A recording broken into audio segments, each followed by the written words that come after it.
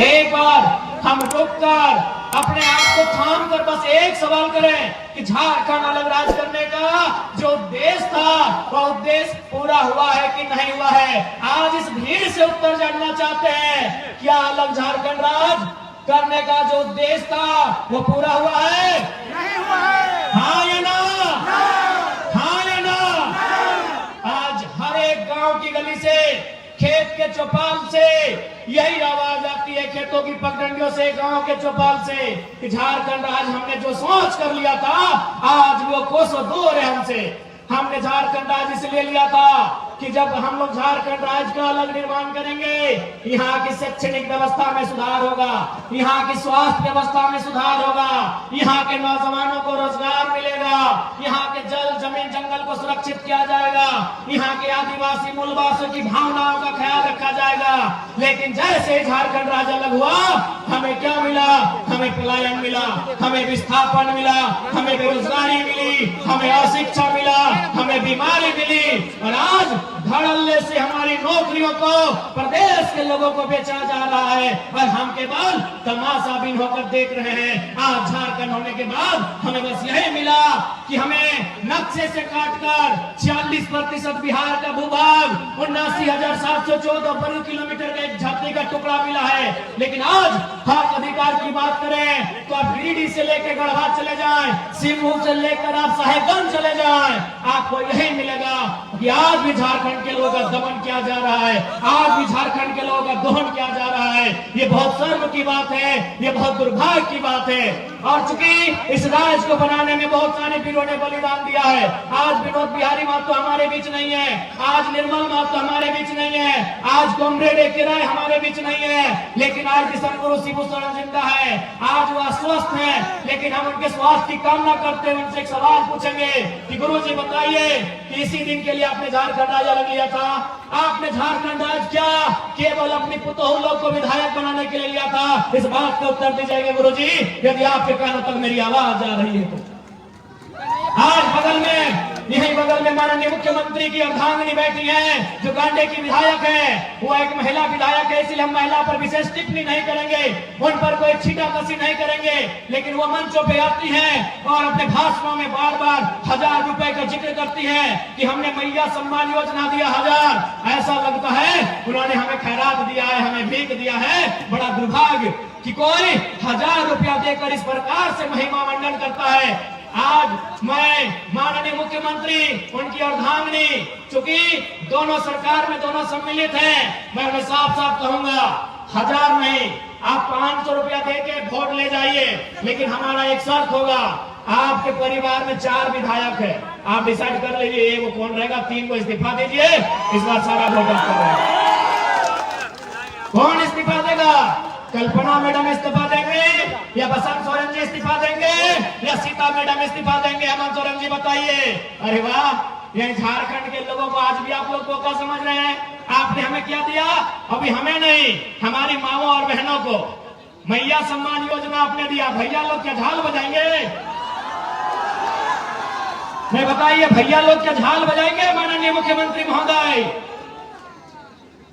इसलिए आप बिल्कुल, आप 1000 रुपए में सारा वोट ले जाइए, लेकिन आप उत्तर दीजिए कि आपके परिवार में कौन 3 लोग हैं जो विधायकी से इस्तीफा देंगे? कौन 3 लोग इस्तीफा देंगे? या यदि आपकी मैडम अगर वो गांडे से विधायक रहेंगी तो मुख्यमंत्री महोदय आप बरहेट से मुख्यमंत्री के पद से इस्तीफा दीजिए।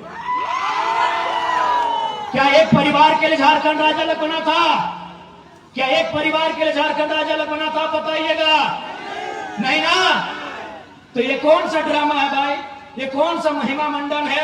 आज हमारे राज्य में पलायन बढ़ रहा है, आज हमारे राज्य में बेरोजगारी का दर बढ़ रहा है, आज हमारे राज्य में अशिक्षा का दर बढ़ रहा है, आज हमारे राज्य में मजदूरों की संख्या प्रवासी के रूप में बढ़ रही है, और आप 1000 रुपए देकर हमें अगर बहलाने का कार्य करते हैं तो ये दुर्भाग्य की बात है। और विशेषकर झारखंड के युवाओं, आपको स्पष्ट कहना चाहेंगे, आज देख सकते हैं युवाओं का मकसद होता है कि बढ़िया से पढ़ाई लिखाई हो, अच्छा से कंपटीशन की तैयारी करें और झारखंड की नामधारी परीक्षाओं में बैठे। आज आपको मालूम है सीजीएल के साथ क्या हुआ? मालूम है आपको क्या हुआ सीजीएल के साथ? पेपर लीक का मामला। आज सीजीएल के साथ क्या हुआ? पेपर लीक का मामला। आप सोच के देखिए, सीजीएल की परीक्षा जिसका इंतजार 2015-16 से किया जा रहा था कि नहीं? 2015-16 से सीजीएल की परीक्षा का इंतजार किया जा रहा था।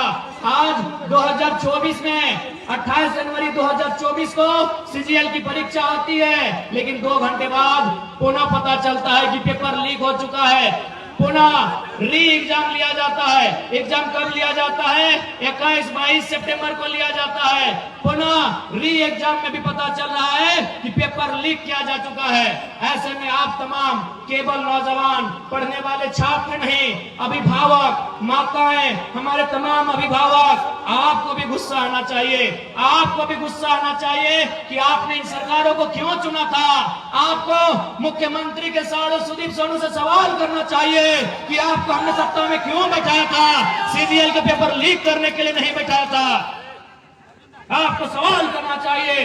लेकिन आज बहुत दुर्भाग्य की बात है, हम और आप व्यस्त हैं, अपने रोजमर्रा की जिंदगी में व्यस्त हैं। हम अपनी चाय की दुकान में व्यस्त हैं, हम अपनी पान की दुकान में व्यस्त हैं, हम अपनी दिनचर्या में व्यस्त हैं, हम अपने काम काज में व्यस्त हैं, हम अपने रोजगार में व्यस्त हैं। लेकिन आज यहाँ के राज्य के आपके बच्चों के भविष्य को लाखों रुपए में बेचा जा रहा है और आपके कानों में अगर जू नहीं रेंग रही है तो याद रखिएगा, केवल सरकार दोषी नहीं है, आप और हम दोषी हैं इस राज्य की बर्बादी के लिए। इस बात को याद रखिएगा।